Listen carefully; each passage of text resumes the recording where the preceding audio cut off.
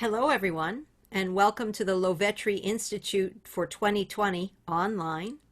My name is Betsy Fiedler. I'm senior faculty here at the Institute, and I'm going to give a presentation on age-based parameters for Level 1. A little about myself, you could read more on the bio page, but I teach private lessons among some of the many full part-time jobs that I do in music. I teach private lessons in two places, one at an arts magnet high school, and then also here in my own private studio. And here in my studio, I have students who have in the past ranged in age from age 5 to 75 or something. You know how people don't tell their age. And I'd like to share with you how to be an effective teacher when you have such a wide range of possibilities for teaching. It's so important to evaluate the category of voice and the level of the person singing so that an appropriate vocal task can be requested. So let's look at some of these categories of voice. I'm going to share my screen with you so you can take a look at what I've prepared to help you to understand this. So here's our little PowerPoint. And let's go right from the beginning and let's get it to start. And sometimes these little things are saying, okay, let's go. There we go. All right. So this can be found in your textbook if you want to follow along in section 8. I think the page numbers are 53 to 57, but once in a while when we reprint the textbooks, it comes out to a different number. And this is what I was telling you about why we need to evaluate the voice and decide why are parameters important for the ages. So what are some of the categories of voice? These are the ones that we're going to talk about tonight. So let's start with the young voice before puberty. I can't tell you how many times people have come to me and they've said, how young do you take a voice student? Will you take them at age 4, age 5? Well, for the most part, I try to steer them at that very young age into doing maybe some of these programs that you see here that are especially designed for learning musical experiences. The one exception that I make is that if I have a person who comes to me and their child is performing in one of the local community theaters in Annie, Matilda, or whatever they need the children's things in, sometimes I will take them for coaching. So if you do take these younger people, what are some things you could do with them besides the music programs? Well, some of the goals that we have that we work on is we work on posture and coordination of your ribs and your abs. What does your face do when you sing? How does it move? We stay kind of playful. Let me move this so that you can see that.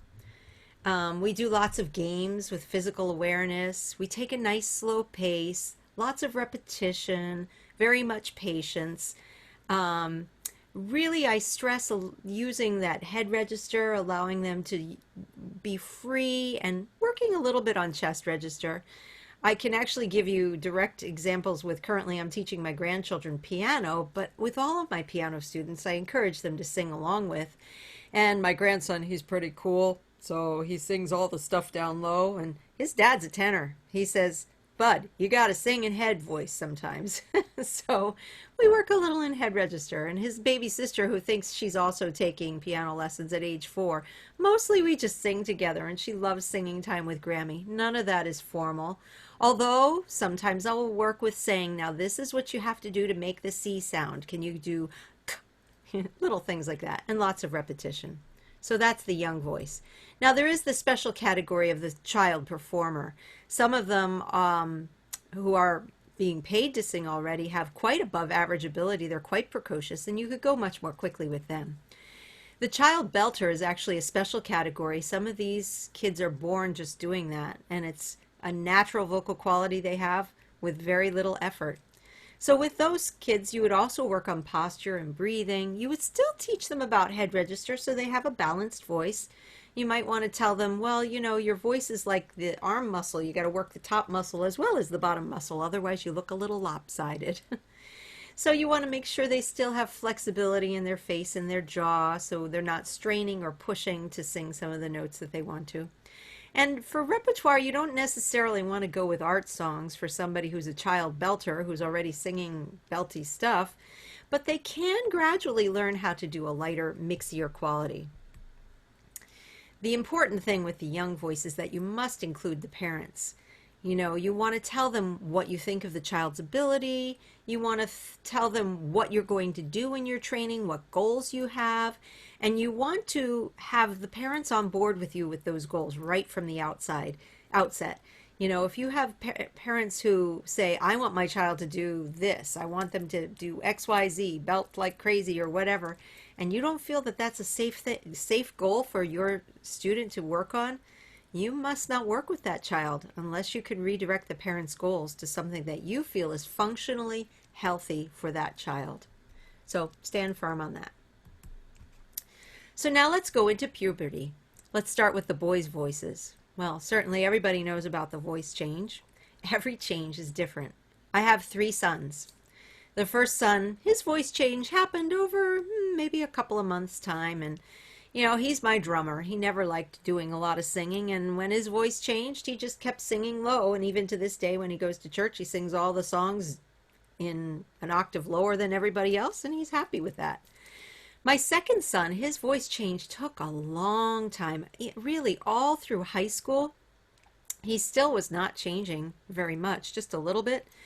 And to this day, he's a tenor.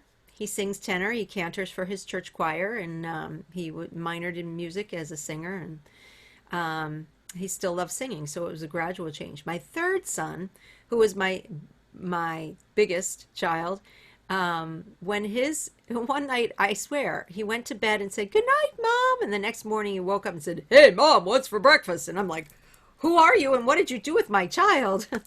And, you know, he grew to be 6'4" and big, broad-shouldered, deep-voiced guy, and it just happened so fast, you know? So with the changes, teachers need to be cautious, supportive, expect unpredictable things. You know, the voice might crack in the middle of the lesson, and that's okay.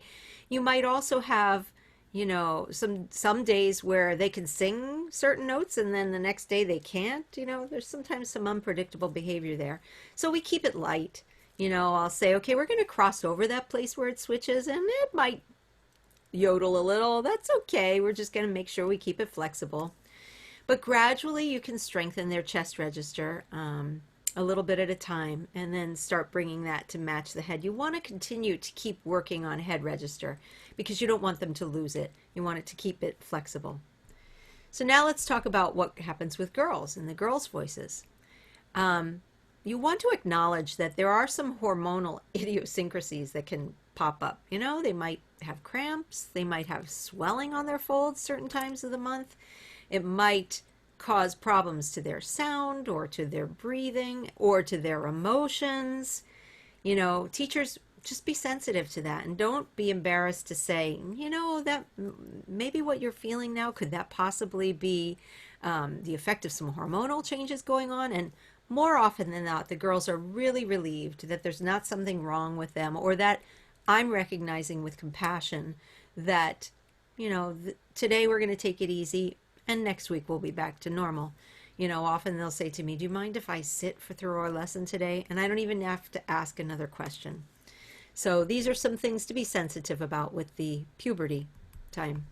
For the older teenagers, here's my music studio in the high school, you could start to apply good vocal technique.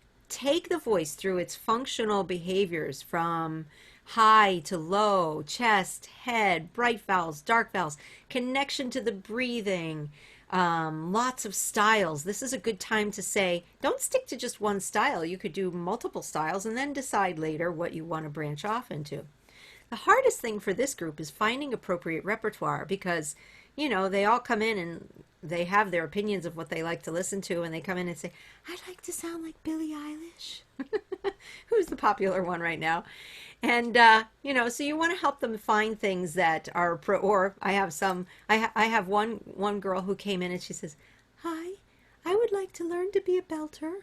And, you know, so we have to take it over time to say, you know, let's see what's appropriate for you now, and let's continue to work on function and technique and see where we can go from there. So now let's go to the average adult voice. How do you go about a program? Well, the first 2 years, you're really going to be using a lot of functional exercises, develop those registers, Look for clear, undistorted vowels. Look for the ability to change volumes, do, controlled inhalation, exhalation. And when you choose repertoire these first 2 years, we don't use the repertoire to teach the functional behavior. You choose repertoire that's easier than the functional behavior they're able to do. Jeannie often says that once you get a behavior to show up in those vocal exercises, give it 3 or 4 months and then it might start showing up in the repertoire. So you don't want to do it backwards. Teach the repertoire to teach the functional exercise. So then after the 2-year mark, the students could maybe do some differentiation between the CCM and the classical demands. And in my arts magnet high school, that's actually important. And I'm sure in some of the colleges that's important too, where, they're learning the song from the 24 Italian songs and arias so that they can audition for district chorus. And then they're doing their show, which might be, I don't know, one year they did Little Shop of Horrors and, different things like that. So they have to understand how to use their voice for those different uses. The real goal for them at this stage is to have a healthy instrument that's going to last for the rest of their lives. You don't want to say, I'm just going to blow it out on this show and then afterwards I'm going to rest. No, you want to teach balance now.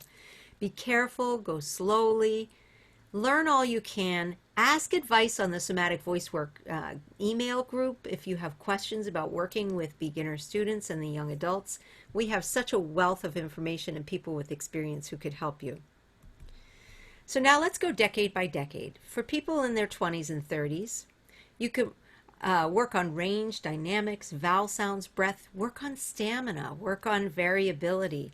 I often tell my high school students, your voice hasn't decided where it's going to stay yet, give it some time. The voice isn't really going to fully mature until you're at least in your 20s, maybe even your 30s.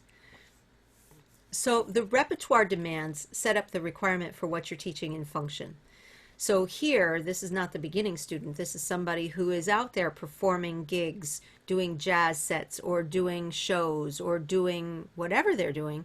And so what they need is what you're going to study in the functional exercises. For example, if you're doing CCM repertoire, you want speech-based singing, and you want it, and knowing how to use that chest dominant sound is very important. So moving on to the decades of the 40s to the 60s, how you teach that voice will vary with their ability, with their experience, how much time they have to practice. I have some adult students who come to me and, they're working full-time jobs and, they have the demands of family, but they still want to be able to cantor at their church, or they want to be able to be in the local community show, or they want to do coffee house nights, So you have to set up realistic goals for them and say, well, if you have time to practice every day, this is how fast we can progress. If you can only get to it once a week, well, it's going to take longer. So some factors you want to take into account for this group is how strong are they? How flexible are they in their physical body? What medications are they on? How motivated are they? What kind of stresses do they have or distractions do they have in their lives?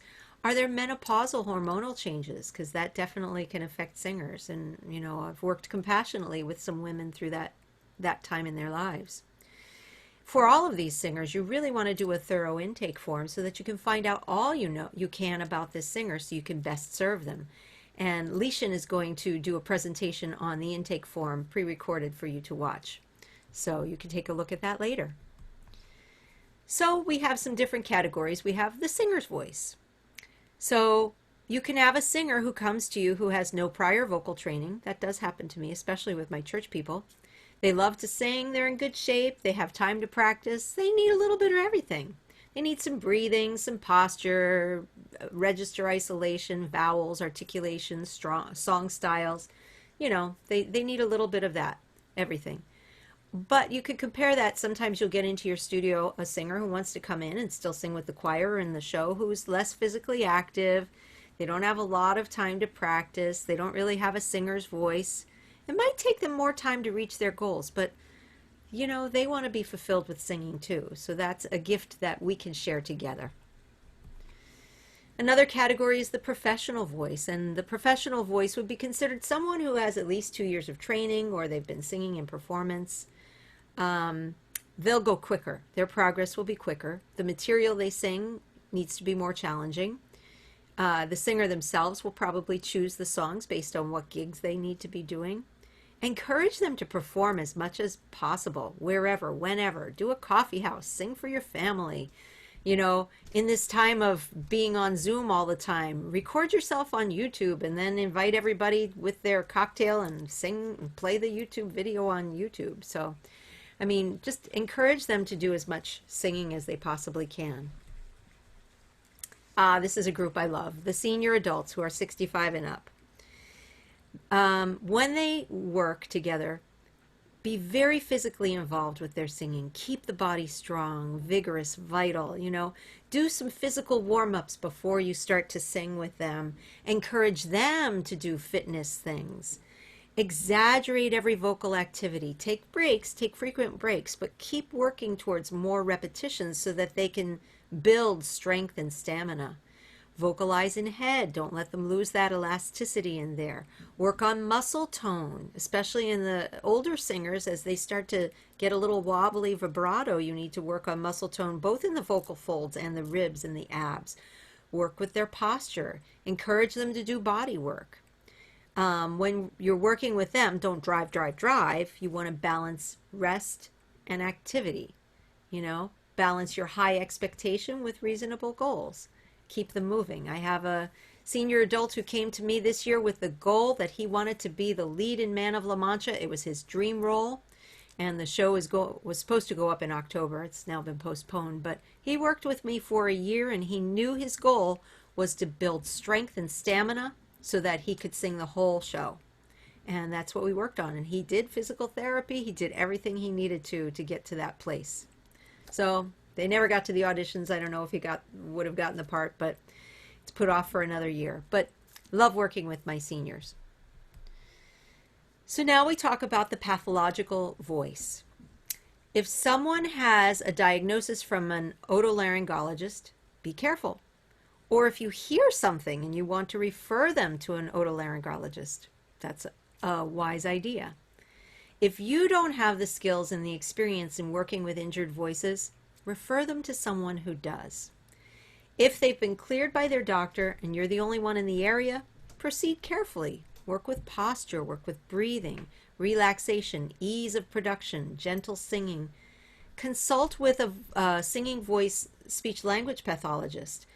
I am part of a team with several Boston hospitals who have voice centers, and the team includes the laryngologist, the speech-language pathologist, and me, and the three of us will confer on how to go forward with the care for a patient who either has an injury or something that, you know, they're working on.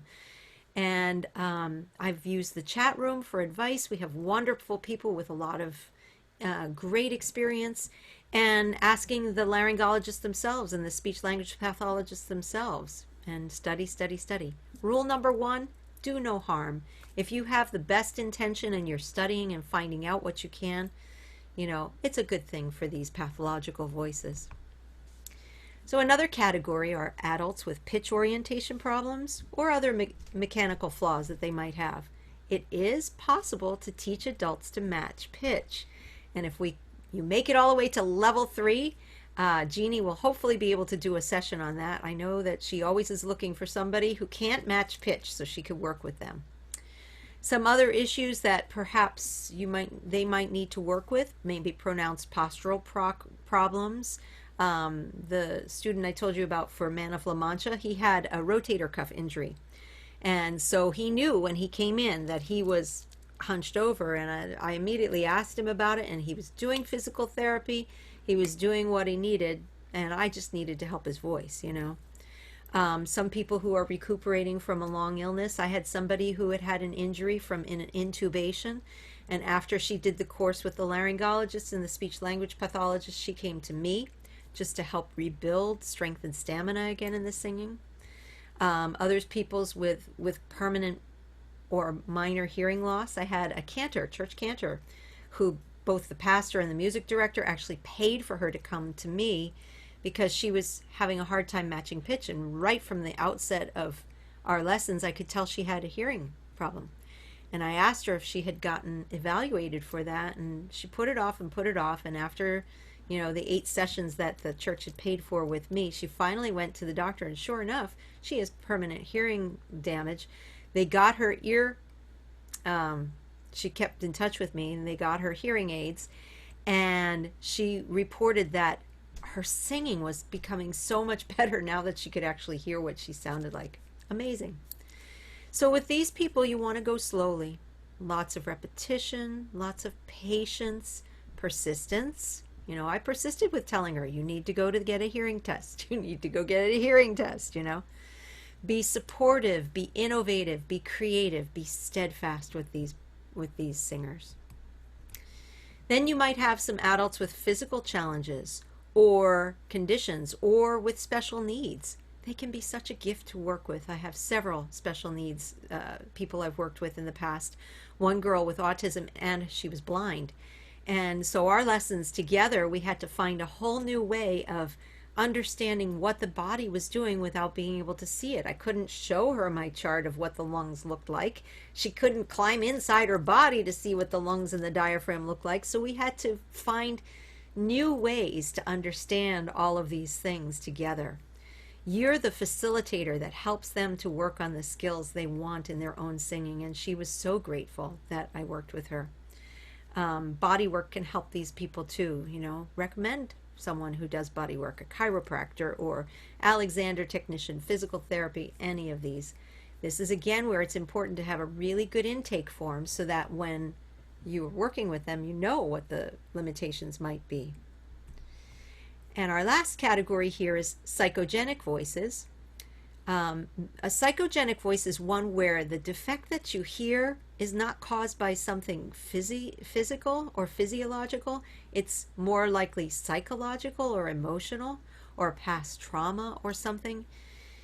You're not a therapist unless you have a therapy license or something like that. It would be best to recommend a good counselor for them, especially if the issues are severe. And then maybe after they've worked with a good therapist, and they're cleared that way, it might be healing to work together. I have worked together with people who have come to me, with issues, and they've worked through the issues, and they come back, and often when that voice finally frees itself, there are tears, but they're tears of joy and release. So we keep a box of Kleenex in the studio, but above all, do no harm. If you have a generous spirit, a good piano side manner, and you have the best of intentions, that's really your most important goal. So let's take you back to the screen where you get to see my face again. There we are. So I thank you for having gone through this little tutorial on age-based parameters for level 1. I hopefully will see you again with the age-based parameters that we'll do for level 2. And enjoy the rest of the seminar. Thanks, everybody.